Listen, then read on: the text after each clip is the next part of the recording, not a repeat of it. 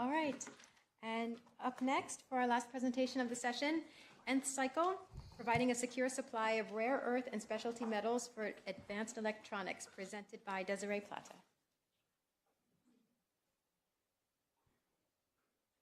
This is a filter made of meshed carbon nanotubes, each 1/1000th the diameter of a human hair.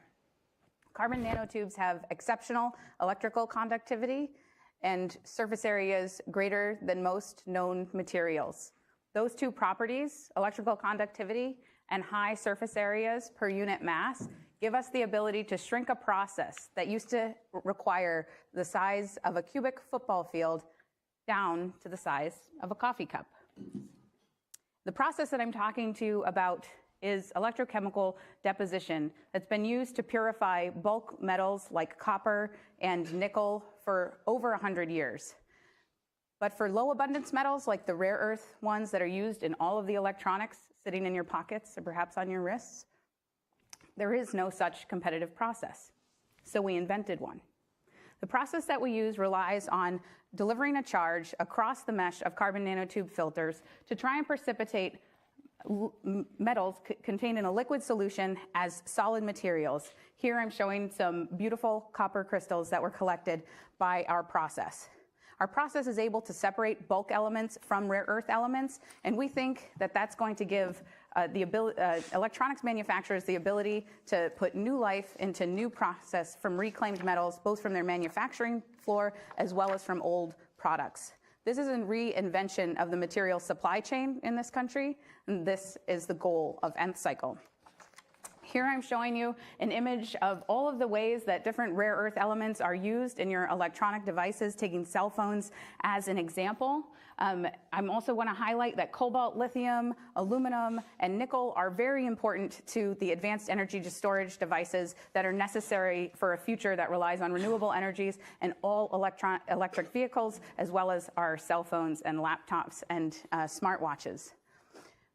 The problem is that while there's a globally distributed need for these materials, the supply of them is focused in a small number of countries. And those countries tend to use those materials in-house for their own manufacturing purposes.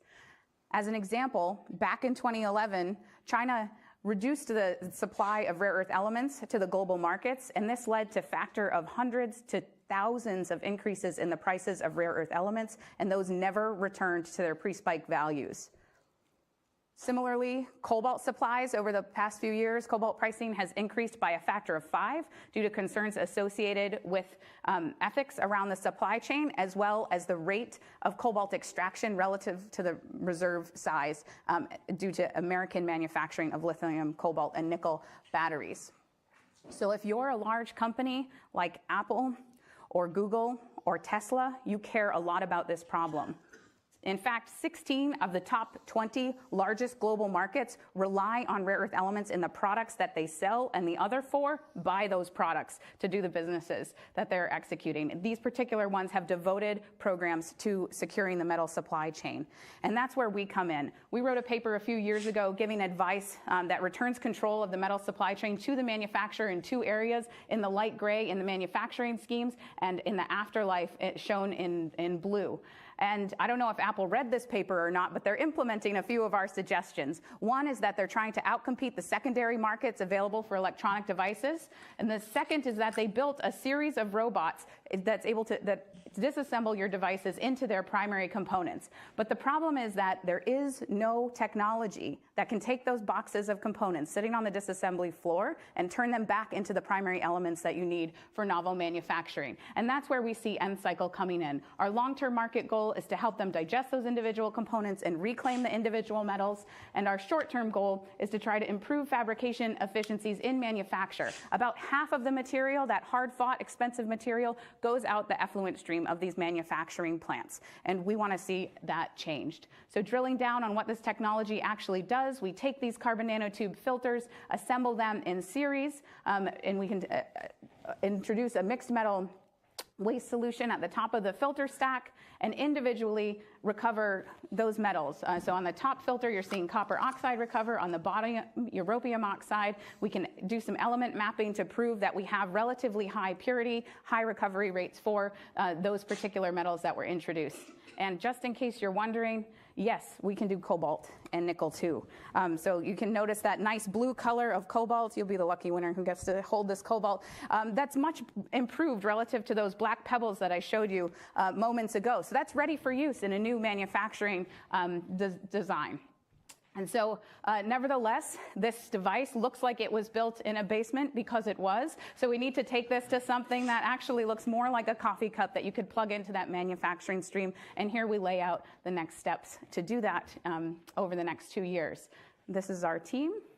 And we believe that we are building a roadmap to a future where American innovation isn't limited by supply of metals, but by the imaginations of the innovators that you've heard from today.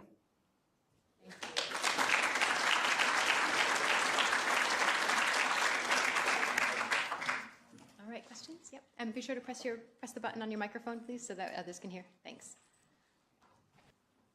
One of the premise for the whole thing is the supply and demand piece. A few weeks ago, there was a big news story that there is every so often about some islands that were found off the coast of Japan that had some treasure trove of these rare earth metals. So what happens if, in the coming years, the supply-demand equation changes through some new discovery on this planet or even elsewhere?